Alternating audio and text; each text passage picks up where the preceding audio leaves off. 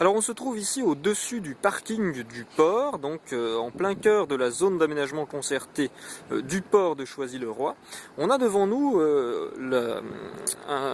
l'un des côtés de la passerelle qui a été aménagé au-dessus des voies du RER et qui permet d'accéder plus facilement à la gare RER-C. Donc si l'on fait une vue à 360 degrés, une vue panoramique, eh bien on remarque d'abord des immeubles, donc ici à l'arrière-plan, qui sont plutôt anciens, plutôt dégradés, mais qui étaient de standing à l'époque, bien qu'ils marquent toujours une certaine rupture dans l'architecture visuelle et dans le paysage urbain de Choisy. Au premier plan, on a une friche, un espace donc colonisé par la végétation, qui devait accueillir auparavant des entrepôts portuaires sans aucun doute, et qui sont désormais en attente, qui ont été abandonnés suite à la récession de l'activité économique dans le port. On constate ici qu'effectivement ils servent de décharge et qu'ils accueillent encore des restes d'entrepôts à moitié détruits.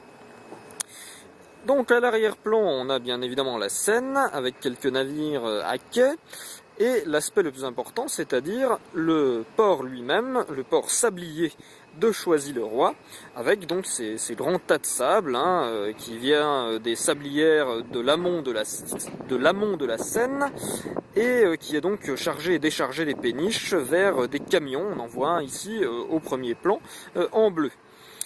On a donc l'entrée en dessous du parking du port. Si l'on continue notre petite vue panoramique, on remarque l'essentiel de la ZAC, c'est-à-dire les nouveaux logements, les nouveaux immeubles qui ont été construits selon une démarche de respect de certaines normes environnementales et qui sont, on le voit, très très différents des tours que l'on a vues tout à l'heure. Avec au premier plan encore ici une pointe un petit peu en friche et qui attend sans doute un aménagement. Autre aspect, donc au premier plan, on voit un certain nombre de bancs qui, selon la volonté de l'aménageur, sont là pour créer une certaine urbanité, un certain lieu de convivialité, de rencontre, malgré l'absence de cafés ou d'autres lieux de sociabilité. Et ils sont supposés permettre aux gens de se retrouver et de contempler éventuellement l'activité portuaire, ce qui n'est pas forcément extrêmement passionnant, mais c'est du moins l'idée ici derrière cet aménagement. Si l'on continue et l'on termine notre petite visite, on remarque que là on a une sorte de dalle fermée par une palissade pour bien séparer les espaces de différentes fonctions.